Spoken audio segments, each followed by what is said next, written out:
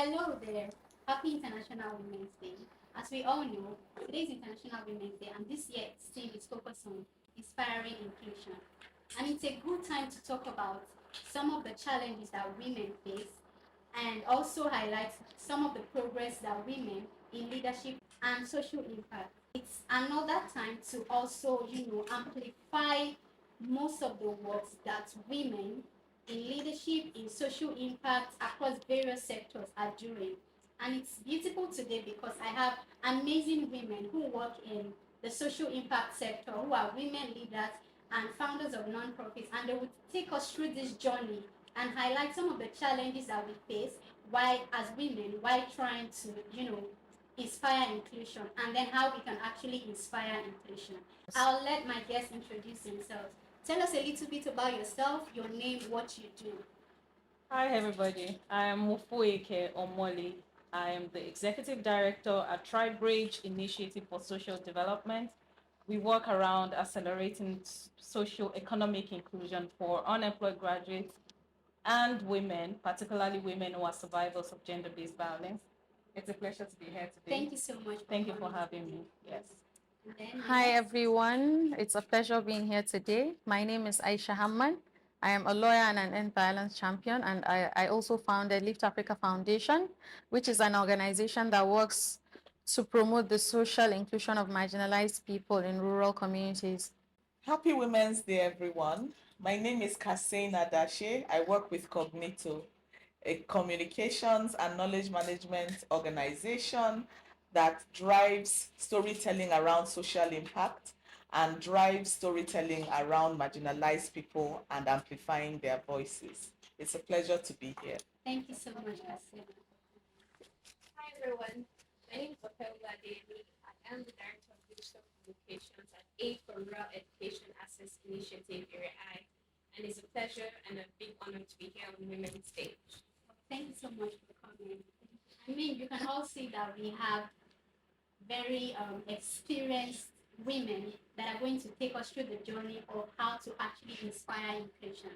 So I'll start with this. What does it mean to be a woman in Nigeria? So let's reflect on the Nigerian woman identity and social norms. Being a woman in Nigeria is almost like being a teacher, where they say your reward is in heaven. It's a lot. You need superhuman strength, and so a lot of times people just casually say we're super women. But in real life, being a woman is a blessing, and it also opens up a lot of opportunities depending on how you look at it. So as a woman, I have a voice, not just because I'm a woman, not in spite of being a woman, but because I'm a person, I have dignity, and my voice matters, it should be heard. Yes, our voice matters. It should be heard. Okay, so we have our next. I think for me, being a Nigerian woman, a Nigerian woman is one, just like in every other part of the world, that wear different caps. You wear the cap of being a daughter, a wife, a mother, and a worker, most importantly. And yet, our contributions are not, really, taken into consideration as they should be. I'm sure as we go on in this conversation, we begin to see more of it. But for me, a woman in Nigeria is one that has, multiple roles to play, and they must play it very well, regardless of what. Yeah. So at women, we are multitaskers. Okay. Okay, for me, being a woman in Nigeria requires a lot of resilience because by design, by the African design, there are a lot of battles that women have to fight, lots of bottlenecks, lots of struggles. And I see that changing slowly, but there's still a lot of room to be covered. And it's a big honor, really, to be a Nigerian woman. And for Nigerian women, when I see Nigerian women, I see a lot of strength, I see a lot of resilience, but there's still more to be done to support Nigerian women's dreams, aspirations, and the equality she needs for her voice to be heard. For me, being a Nigerian woman means strength. because growing up in northern Nigeria and coming from northern Nigeria, I know that as women we face a lot of stereotypes and limitations. You are not allowed, or your dreams are not valid to some extent. But then I am happy that, like one of the speakers said, we're beginning to break these barriers and shatter glass ceilings. So being a Nigerian woman means strength, resilience, and courage. Thank you. Thank you so much for that. Thank you so much. That was, I mean, very interesting. I mean, different ideas of how of women in Nigeria, right? So now I'm going to be asking, based on the fact that you all said we're very resilient, we have so much strength and all of that. So, in what ways does the Nigerian legal system either protect or fail to protect women's rights? We want to voice out rights, we want to speak out. So what ways do you think that the Nigerian legal system either protect or fail women's rights, particularly regarding to issues such as domestic violence and inheritance in Nigeria? Okay, so let me speak. I'm not a lawyer, and I'm also not in the parliament. But if we're looking at Nigeria as a whole, Nigeria has mechanisms in place to, systems that have been set up to protect women, to protect persons. But the apparatus of delivery is where we have the issues. So, for example, let's look at case of domestic violence. For example, a person has been abused at home, maybe by the intimate partner, for example, and then you go to the police station, which is like a delivery apparatus that has been set up by, the system to address some of these issues, and then you get there, and you begin to hear that, was it not your husband? How can you say that your husband has raped you, for example? And these are people that have been put in place to understand that there's something called intimate partner violence.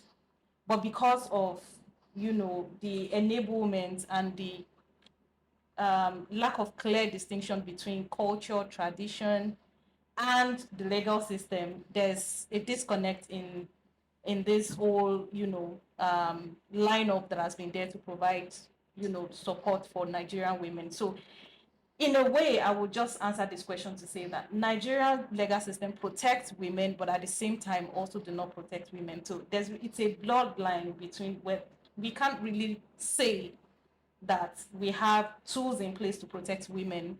If these things happen, we have on paper things that could prevent, but then when it comes to practicality of it, no. Well, I would respond to that, and like she said, there's a disconnect. I think the issue is implementation and then awareness. Some parts of Nigeria have gone far in the implementation. Like in Lagos State, we have a law, and we have domesticated laws like the Violence Against Persons Prohibition Act. The Constitution in Section 34 sub 1 protects every human from degrading and inhuman treatment. We have the Child Rights Act, which also protects women. We have the Violence Against Persons Prohibition Act. We have state laws in Anambra and some other states in Nigeria. So the issue is more or less, implementation, and the law enforcement in some places are more proactive than in other places. Like in the northern part of Nigeria, they don't recognize intimate partner violence because as a woman, my religion, Islam, as a woman, you're supposed to be submissive to your husband, and you're supposed to answer him whenever he comes and he wants to have intimacy with you. So I would like to say that there are challenges in the religion aspect of it, because the limitations are more or less stemming from a religion perspective and a cultural perspective. But we have sufficient laws in Nigeria that protect women. And then some of the people in northern Nigeria are not aware of the laws that protect them. So they don't come forward. And some people are afraid of the stigma that will come with speaking up. Yes, thank you. Thank you very much. That's okay. Okay, so just to weigh in on the matter, last year we had a CASA campaign where we surveyed 5,000 women in Enugu, Kaduna, FCT, and Nasarawa states. So 5,000 women and girls. And we came to discover that 47% of the women sampled have experienced sexual violence in one form or the other. And those statistics are scary. And those statistics should hit us in the belly and take air out of our lungs. Because that means that for every 2 ladies you see walking on the street, one of them has likely been molested before. So it's a wake-up call to the reality that we are facing. And it's also a wake-up call to the fact that we need to strengthen mechanisms. So as much as there are laws, we recognize implementation gaps. And then women have also said that when they go to the police force to report these incidences, they are not taken seriously, or the cases are trivialized. So the way the cases are captured trivializes the extent of the crime committed against them. And because of that, they can't get justice at the legal system. So we need to continually shine light on this reality. We also need to hold law enforcement agents accountable for all of the harm that is coming to women. Thank you so much for that. Okay, so I would just like to weigh in on the aspect of inheritance. In Nigeria, there are certain places where women do not have a voice, and it's very important for women to know what their rights are. If you do not know what your rights are, then it's difficult to win a battle. And so, knowing and seeing women as humans first, without the gender, when you see them as women who have value, who have families, who have responsibilities, because there's a lot of pressure on women to produce, say, a male heir, to be able to access, family wealth or generational wealth, and it becomes a struggle when that is missing.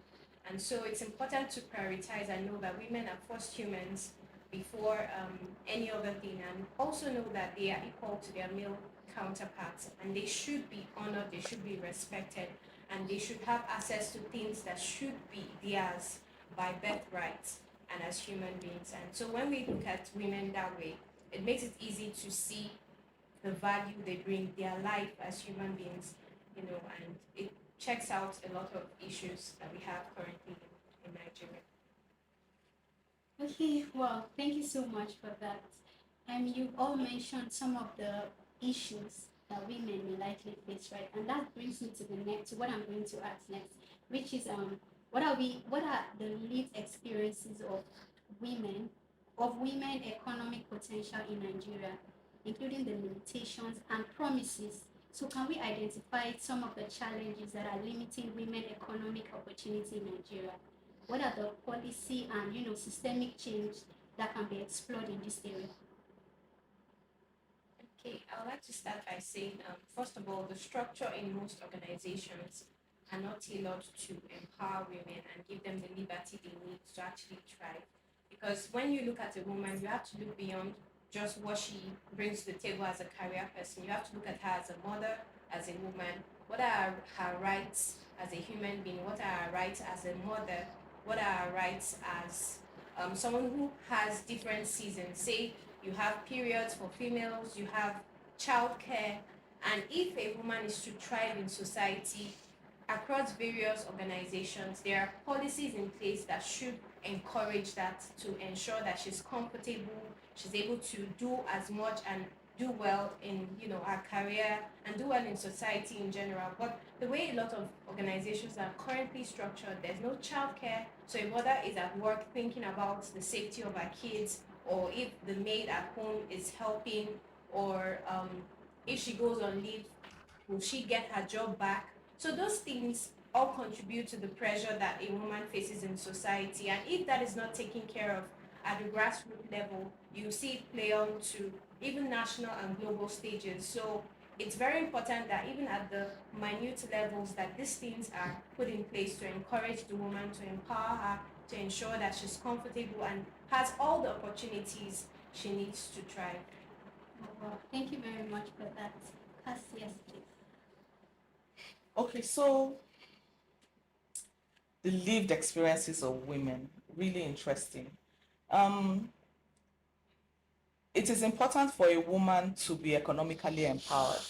economic empowerment has an almost direct bearing on gender-based violence. So a lot of women are exploited in all forms of violence because they are economically dependent. And so it's important for women to be economically dependent. And there are a lot of initiatives that are trying to get women to the place of empowerment.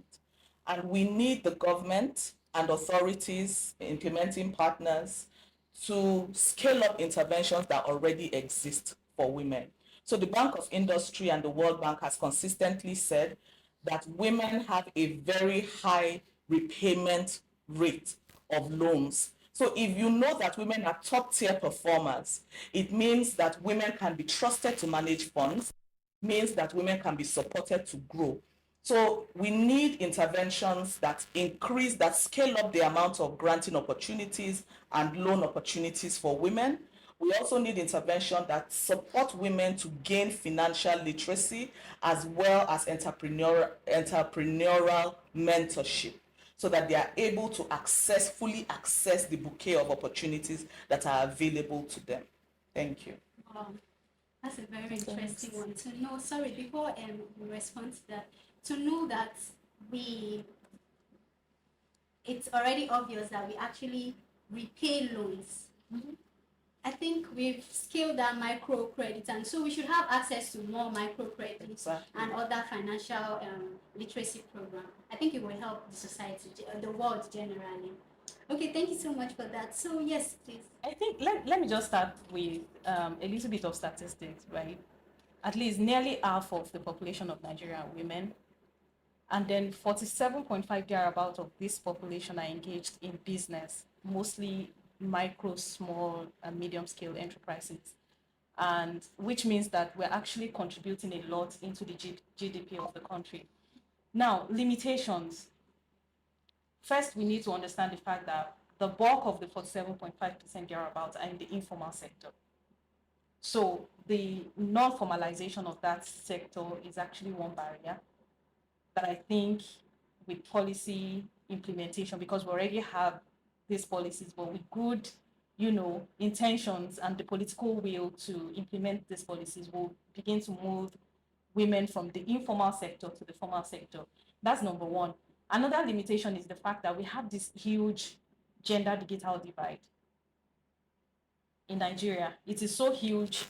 The percentage of women to men who are tech savvy is actually very, very, dramatic, is discouraging, which is something that has to be looked into. Bridging that digital divide is important. And then one thing that we also, that I've seen from the field that has worked, is the fact that we need to understand that when it comes to business, there's a way that women approach businesses, right? This is the conversation, so I'm going to be moving around. I'm going to be turning my face. When women do business, it's particularly micro business in the informal sector, there's a lot of sentiment and responsibility that comes in, right? You have children who needs to eat. The husband is not, we've said that we don't need to depend on men, right? But then the man is not bringing in things.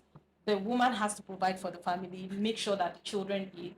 And now this woman sells food stuff. So where is that food to eat coming from? It's going to be from that shop. So before you know it, the whole inventory is gone. And then the sentiment part of it is that you have a friend whose child is dying somewhere and we are compassionate in nature as women.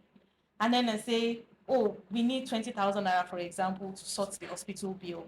And they come to you. As a mother, that's the first thing that you will do.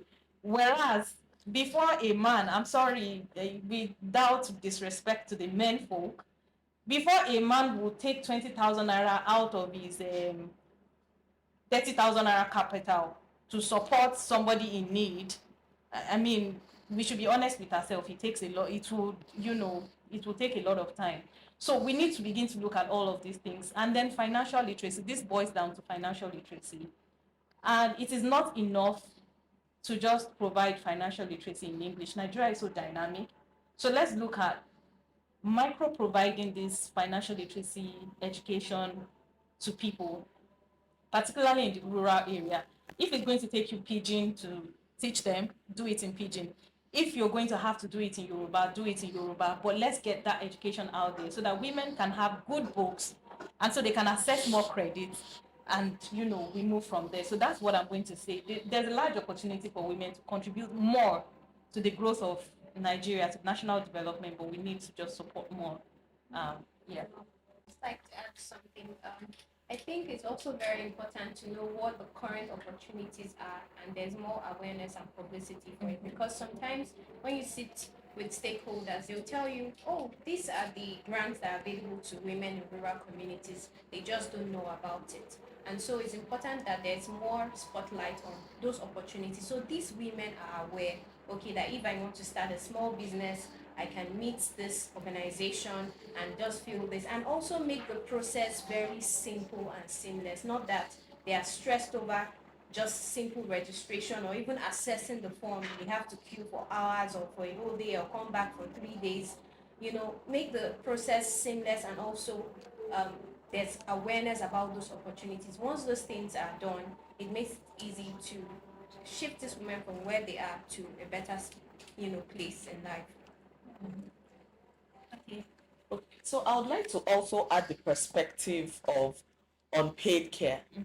So a lot of women are they are home groomers, homemakers, caregivers for elderly people in the family, caregivers for people who are ill and in the hospital. They are the nannies, they are the makeshift nurses, they are chefs, they are everything in one package. They do a tremendous amount of work and there is no compensation for it. So when government is looking at social protection investments, government should be sensitive to this reality. The number of women who are at home providing unpaid care, and think around strategies and programs that can support women to earn a living even within the context that they find themselves. I think this is a very important thing that government needs to look at. A government that is sensitive to the realities of its people should take a second look at what the unpaid care structure looks like in this country. Thank you. I still had something. 1 minute, sorry. This is another thing that I think we should look at: exploitation of women, particularly in the rural areas. We had a program by the Bank of Industry and I think it was USAID at a point. All of these donor agencies came around the table to talk about it. Was called the Nexus. Now you have women, rural women in the northern area who makes this cap that we Turbans. the cap that men wear, the Hausa men wear. Zanna. Yes. Now, and they were showcasing how the process of making it and how hurtful it is actually to these women. And so somebody will go to them and buy it for like maybe 3,000 naira and then come to the city to sell for 150,000 naira. That is exploitation. There has to be something around fair trade so that these women are not just working and working. There's no financial. So it's not as if that Nigerian women are not lazy. But there's this huge ethical gap. There's the exploitation. Let me just put it that way. So if there's a way to look into this exploitation to see that there's some sort of fair trade, that if you're going to the rural community to buy the produce from the rural community, you should give them something that commensurates to their efforts. Because you're still imagine 5,000 naira to 150,000 naira. It's a yes. So I thought I just remember that we had something around that. Yeah. Okay. Thank you so much for all of your very beautiful and amazing contributions. So I'm going to ask this. We all talked about how women have been able to do a lot in different sectors, right? So now I'm going to ask, so how do we ensure the principle of nothing for us without us is achieved is achieved for women in Nigeria? I think nothing for us without us is achieved in Nigeria, in my opinion, is that for you to be able to help women or anybody, you have to know what they need first. So you have to hear from the women's perspective. You asked that question, right?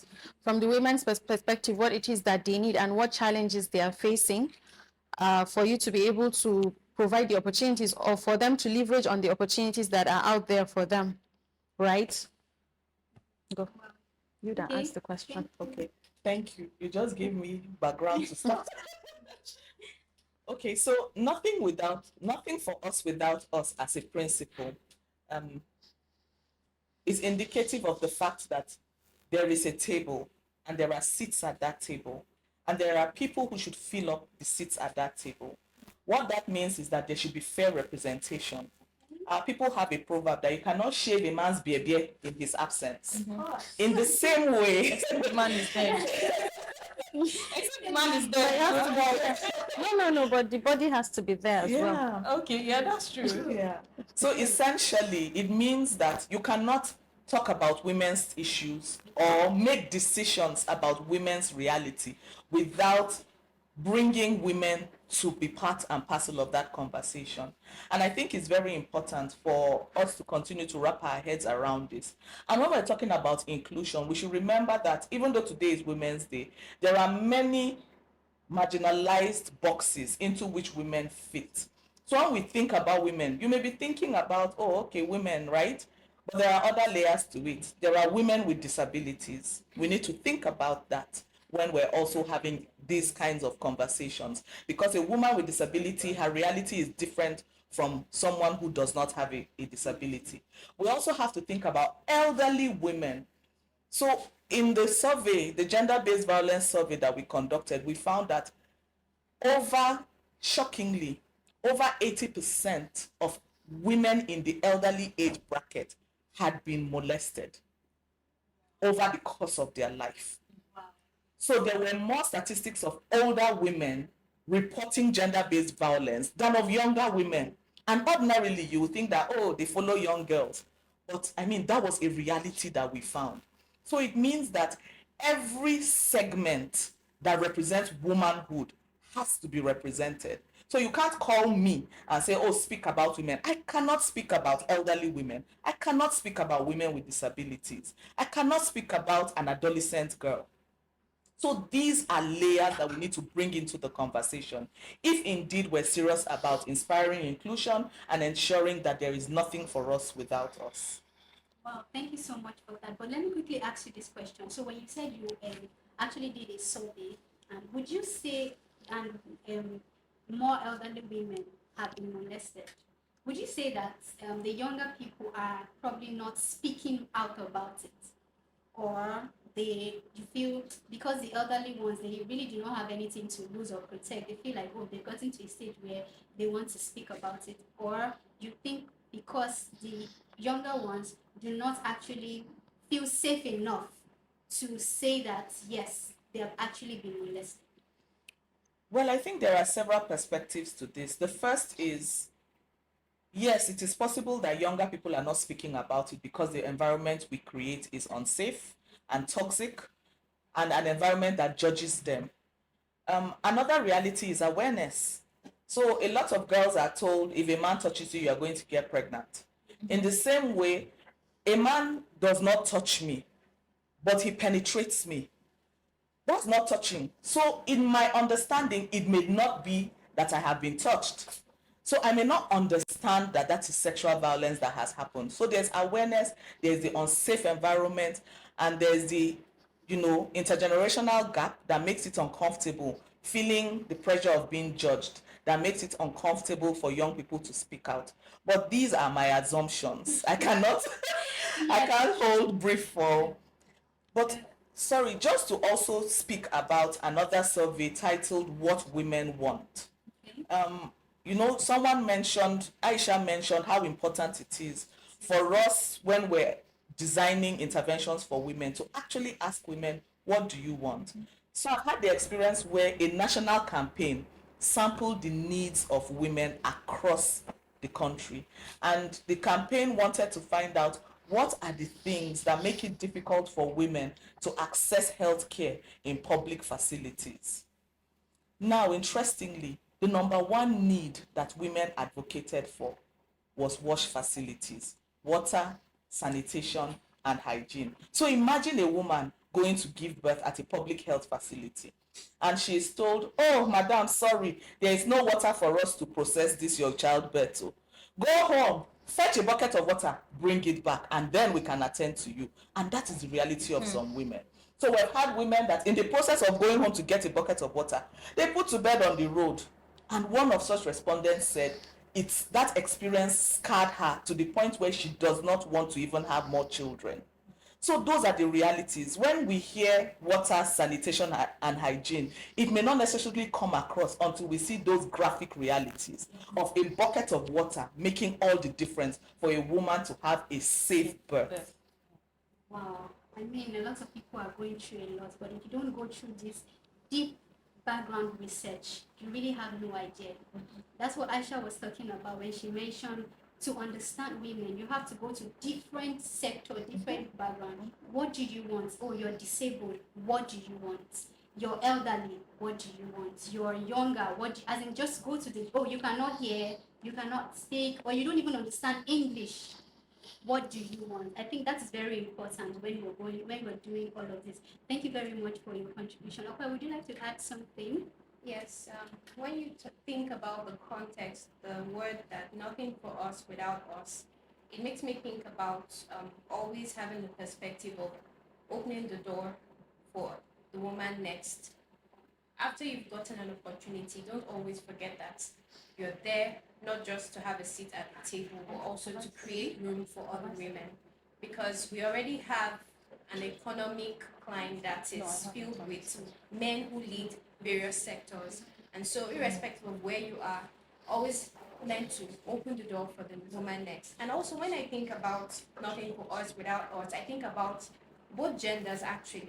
And there are men who have empowered women, who are supporting the causes for women, to give that equality, to empower them, to give them great opportunities.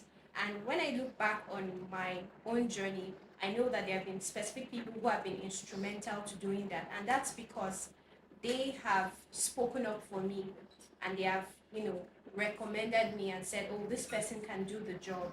And it's not only about just their endorsements, because you also have to know that you're qualified to get the job done and also put in the effort. But also, beyond that endorsement, they also need to see you as a human. I keep emphasizing it because it's not really about the gender. It's not really about just having that fight, but it's also about what you can bring to the table. If you bring value to the table, male or female, you'll be recognized. But when you have that value, when you have access, learn to hold the door open for the next woman. Oh, hold the door open for the next woman. One quote of the day. Okay. So how do we ensure that the principle of nothing for us without us is achieved for women in Nigeria? It's all about proper stakeholders analysis and engagement, right? But then again, we've established earlier today that sometimes you just have to go grab it. One interesting thing that I've learned about Nigeria and the decision-making space is the fact that they will do everything by the letter. But the people they bring around the table is what you do not know. For example, if a gender policy is being made, policies are reviewed like 5 years. And by law, by practice, if you want to review a policy, you must call people around the table, have stakeholders engagements. The consultants will now go back.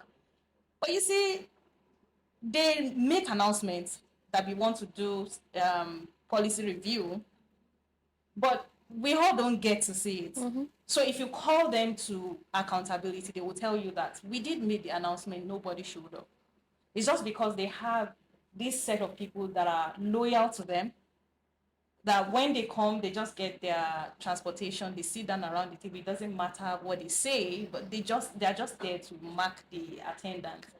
So I think what we need to do is, as women, we need to step forward. These things are there. If they are not sending it to us, let's go get it.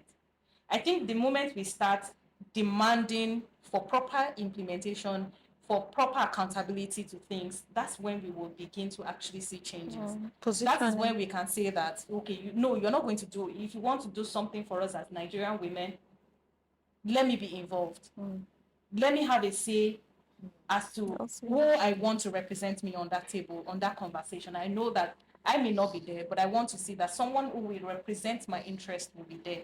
So I think we need to begin to look out for all of these things. For example, if you see that, if you pick a policy and you see 2020, already you should know that by next year, that policy is up for review. So my touchlight should be on that organization or that ministry to know when they want to review it.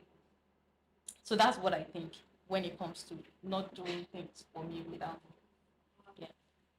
Thank you so much. And the beautiful thing about it is I think women were becoming more aware of the importance of speaking up, of trying to, oh, they're not bringing the table to us. What do? We're going to the table ourselves. Yes. Oh, please, we need to be included. I think that's a beautiful With my thing forks about and it. knife, because we must do it together. Yes, so okay, so and that brings me to the very last question. How can we, based on our perception of women, society, inclusion, societal barriers, limitations, how can we tackle cultural and societal barriers that hinder women's political aspirations and participation? I think this is a very interesting topic for me. Okay. For me, I'll use myself as an example. Coming from a very conservative place, the core northeast, and the most conservative in the north is the Fulani. You're from when you're growing up, right from primary school, they teach you how to become a good wife. They tell you that your prayer point is, God grant me a good husband. So I had to go get it myself. At some point, I had to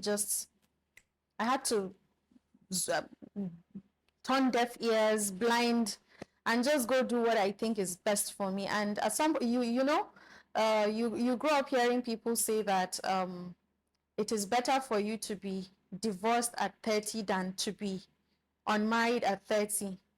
And you can imagine what that does to me. When I finished my university, before I went to law school, I was posted to Lagos campus, and then one of my uncles said that law school is a luxury, that I've gotten the degree and that's what I need, because even the degree is not something that I should even want to get. That if my father were alive, I wouldn't have even gone to the university, which is a lie. So I think that for us to be able to challenge these barriers, we have to stand up and stand on our feet and demand that we deserve better than what the society is expecting of us. Thank you. So, in still talking about nothing for us without us, we recognize the fact that political participation is one way to ensure that women actually get a seat at the table and that women are represented properly. Now, we know that there have been dismal figures of women participation, and we have less than 10% at the National Assembly, and it trickles down to state and local government levels. So for women, I think it's important for women to demystify the concept of politics being evil, and women should get into political parties, because that is step one in our reality, in our political reality. So more women should be enrolled into political parties, and not just enrollment, they should be active contributors to the agenda setting of political parties, so that way you are sure that the issues of women is considered when decisions are being made, as well as the candidates, female candidates, ensuring that female candidates get a seat and that they are able to, ascend the political power to represent women adequately. I also think it's important for us to deliberately channel storytelling narratives that make us realize that the structure of Nigeria is not anti-women. We have many communities in this country where women hold leadership positions.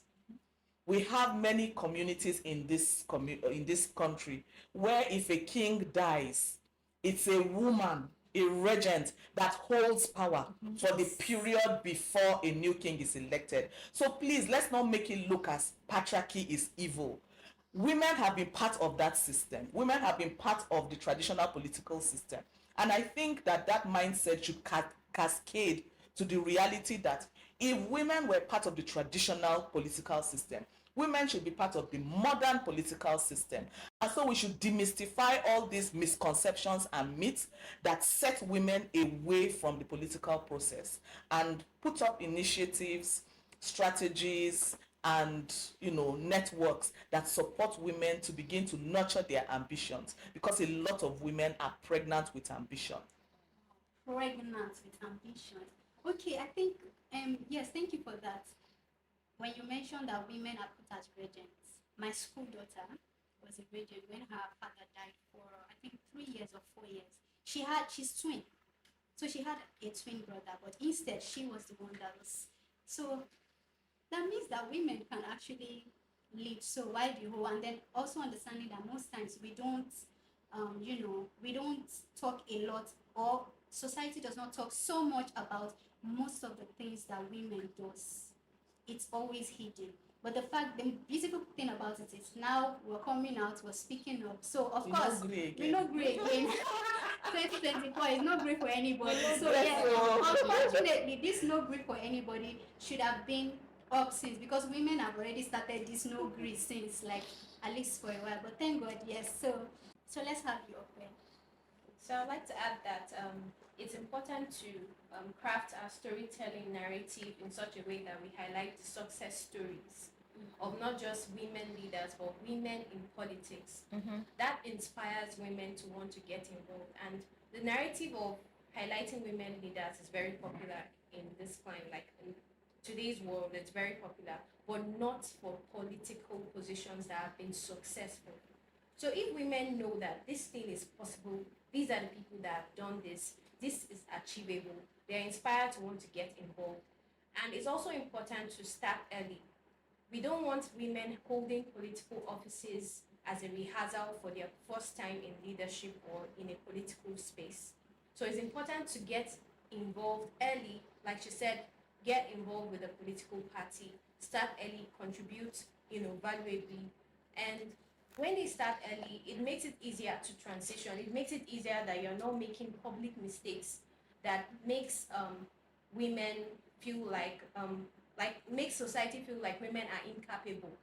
And because these mistakes are critically analyzed, and such opportunities might not come again as a result of a mistake of one public official who is a woman.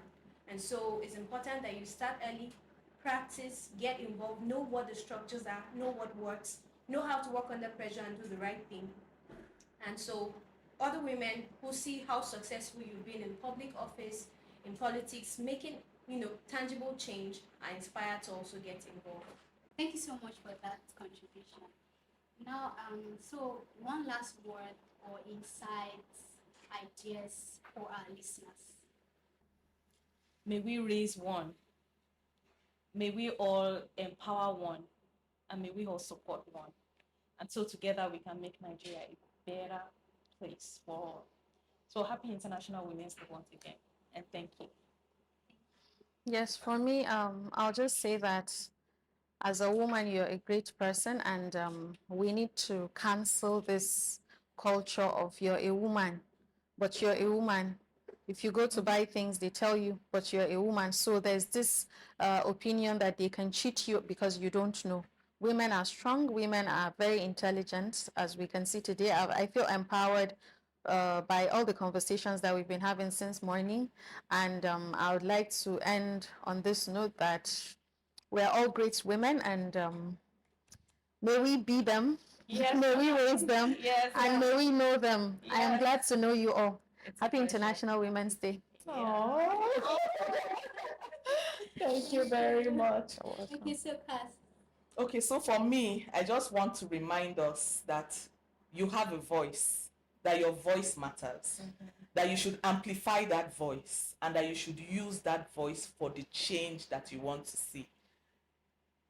Happy Women's Day. Yes. Happy Continue to Women's inspire Day. inclusion, everyone.